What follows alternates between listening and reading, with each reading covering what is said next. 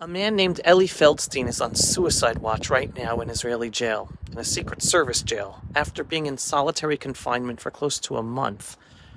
The news reports have said that he was found with a noose in his cell. This man is a very respected man, worked in the IDF spokesperson's unit for years, and then went on to work in the Prime Minister's office. His work was always respected, besides him being a very likable, happy guy. An IDF reserve soldier is also in solitary confinement for close to a month. What's their crime? Because they handed over a Hamas document found in Gaza to the Prime Minister's office. A document that the Army Intelligence Unit did not escalate to the Prime Minister. So what is the crime in this? Well, the official indictment says that they harmed Israeli security, harmed Israeli soldiers, and are hostages in Gaza. Since they did this, ready for this, quote, in order to make a public relations impact on the hostage negotiations, end quote. Understand? This Hamas document proved that Hamas was the one manipulating the Israeli public with the captives and the protest movement in the streets, and therefore the one responsible for always saying no to every captive deal, as opposed to the narrative pumped out by the establishment media in Israel, together with senior IDF and intelligence officials and members of the opposition, who have constantly claimed for months that it is Netanyahu and his government who is to blame for no deal being made, blaming Netanyahu for leaving the captives to die in Gaza. So just the other night, Israeli news reporter Ayala Hasson publicized that the actual document we're talking about was actually approved for publication months ago by the IDF. She found information from the IDF that Israeli journalist Shirat Avitan Cohen from Israel Hayom appealed to the IDF censor, who told her that the IDF approved that document for publication. And a number of months ago, Amit Segal actually did a whole report on it. But listen to this. על עצם פרסום המסמך עושים את כל הדרמה הזאת? אני ממש מזועזע עם מה שאת מפרסמת פה כרגע. זה פעם ראשונה שאנחנו רואים ראיה, לא ראיה, הוכחה, שדובר צה"ל מאשר שלא הייתה פגיעה, לא בביטחון המדינה, לא בחיילים, ולא בסיפורי סבתא שסיפרו לנו. מה סיפרו לנו על פלדשטיין? למה מענים אותו? למה עצרו אותו בצורה כזו? הוא יושב בצינוק ורוצה לאכול את הגומי או לתלות את עצמו עם הגומי? בגלל שאמרו לנו, הוא מסכן, אני ראיתי את זה בכל מקום, כולל רועי שרון אמר את זה פה, שזה מה שאמר לו דובר צה"ל. המסמך הזה סיכן חיי חיילים. וחטופים. אז הנה את באה עכשיו ואומרת שדובר צה"ל מקעקע את מה שהוא עצמו אומר, בזה שהוא מאשר את פרסום המסמך למישהו אחר. זה לא משנה. So why are we even talking about a situation where an IDF reserve soldier is passing over information to be seen by the Prime Minister and published for it? Because after the intelligence agencies and the army did not escalate the warnings and indications of the October 7th, 2023 attack to the Prime Minister and the government, the fear is real that senior officers in the IDF and intelligence have been systematically and purposely withholding information from the government and the Prime Minister before October 7th, and still today. This is what the Prime Minister's office has to say about this situation with Eli Feldstein and the IDF reserve officer being in solitary confinement in investigations over the past month. Quote, this is an unprecedented hunting expedition against the Prime Minister's office in the middle of a war. After a year of the deluge of criminal leaks from the cabinet discussions and the prisoners and missing persons discussions, which provided valuable intelligence to our enemies, the only two investigations that were opened were directed against the Prime Minister's office and not against any of the other leakers, none of whom have been investigated and who actually caused tremendous damage to the captives in Gaza and to Israel's security. As with the other attempts to inflate accusations against the Prime Minister and his entourage, in this matter too, the mountain will not give birth to even a mouse. That's an Israeli saying. But it will certainly lead to difficult questions about an unprecedented and unfounded selective enforcement.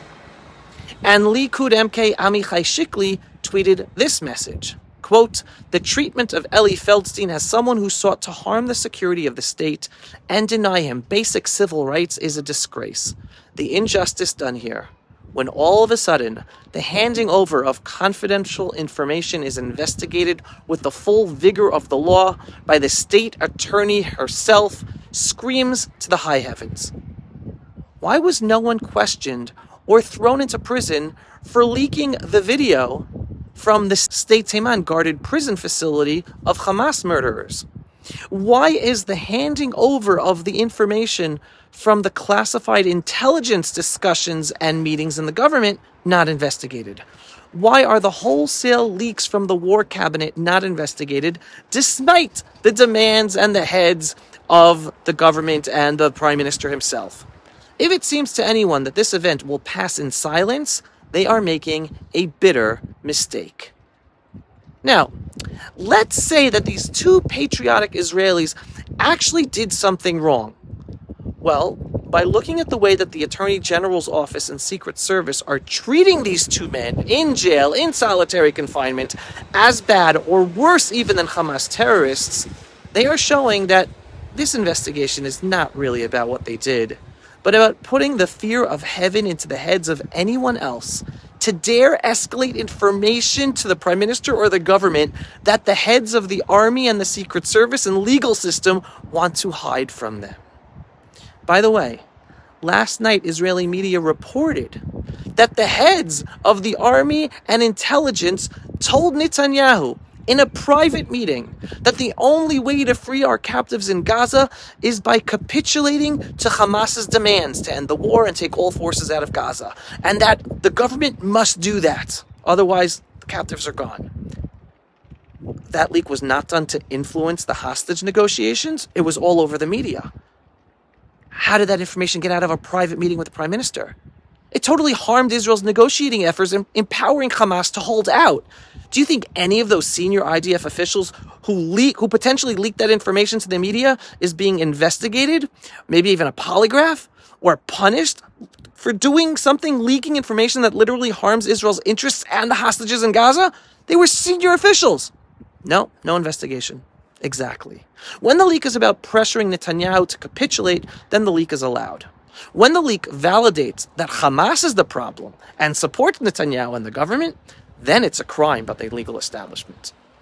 Now listen to this report. לא מרגיש בנוח עם הסעיף הזה שמסירת ידיעה סודית כדי לפגוע בביטחון המדינה, ובלי קשר לעובדה האם היה חבל תלייה, מצאו חבל תלייה, ניסה להתאבד או לא ניסה להתאבד, התנאים שבהם אלי פלדשטיין מוחזק, תנאים של מחבל רוצח, עם כיסוי על העיניים, שאי אפשר להוציא אותו לסיבוב ובידוד, זה דברים בלי קשר גם לאלי פלדשטיין פוגעים באמון הציבור. הזכרת קודם לכן את הקו של לשכת ראש הממשלה שמנסים להפיל את ראש הממשלה דרך אלי פלדשטיין. מה זה קו? הודעה רשמית של לשכת רוה"מ. בסוף, כל התנאים האלו שאלי פלדשטיין מוחזק, כאילו מדובר במחבל מרוצח מתועב, מחזקים את האי אמון של הציבור במערכת. אומר השופט אלרון. And now to this journalist. אם יקרה משהו לאנשים האלה, אתה תצטרך לתת את ההסברים, אתה הגשת את התלונות, אתה התערבת בענייני החקירה. מה מסתיר הרצי הלוי? מה מסתיר רונן בר? בהפסקת האש הראשונה, שניכם ויחד עם היועצת צריכים ללכת הביתה. והמשילות הזו צריכה לחזור לישראל. כן, אני גם אומר לכם, בניתם על אמריקה, כבר אמריקה, שם הגנרלים לוקחים, גם ב-FBI לוקחים עורכי דין. גם בארץ אתם תיקחו עורכי דין. אתם מציידים, תבואו לניצודים, תהפכו להיות ניצודים. אני יודע שאתם רוצים לבוא לעצור אותי. חברים, סגרו מה שאתם מדברים, אני לא מהחומר שלכם. אני לא רואה אתכם בסנטימטר.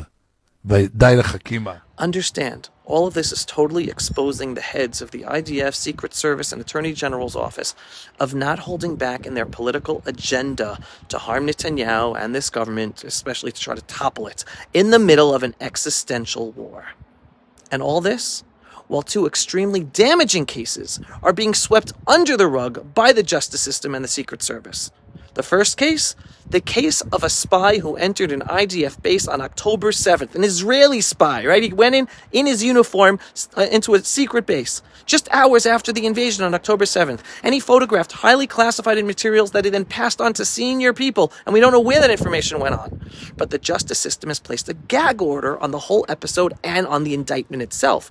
And they're trying to sweep it under the rug even more by claiming that the spy, a well-known activist in the far-left political camp here in Israel, is not psychologically fit, and therefore the media is not dealing with it. Attorney Ephraim Dimri, who was working with Israeli MK Almog Cohen on this case, claims that if and when the public learns about the senior people in Israel who are involved in this case, who possibly got the information, that's in the written up, that's all written up in the secret indictment because of the gag order, that the Israeli public will be shocked and it will allow the right-wing political parties to win more than 90 seats in the upcoming Knesset. That's his hinting of how senior officials, who we all know are involved in that affair, and it's all being shut up by the justice system. And what's the second case? That's the one where the legal unit in the IDF invented a horrific blood libel against IDF soldiers guarding Hamas terrorists in the State Seiman prison. Someone with access to that prison and the legal system fabricated a video that incriminated the IDF soldiers as rapists and leaked it to the Israeli media. That video went around the world, did tremendous damage to Israel on the world stage with hundreds of millions, if not billions of people seeing it. Still today, the justice system has yet to investigate who fabricated that video within the system and who leaked the video to the media. That did tremendous damage to Israel. Both of those cases did tremendous damage and for the war effort itself, hurting us in so many ways, especially diplomatically. But no investigations. But folks, do not let this information get you depressed. You know me. The good news is that a deep state exposed is a deep state that is losing its power and influence. Because the deep state's success is in being deep and hidden. Once it is no longer deep and hidden, it is on the path to failure and oblivion. So I'm sure we will still have many challenges ahead, both in Israel and the United States, in overcoming our deep states. But hold on to your faith in God above. We will overcome it all. God has this, folks.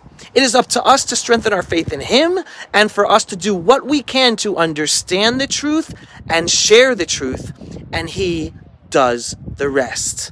So Am Yisrael Chai, us Jews, we're back home in our eternal ancestral homeland, and we have to overcome these internal challenges in addition to the external challenges, and the Biden administration that's doing so many things. Who knows what else they're going to do bad against us in this lame duck presidency until Trump takes over office in January.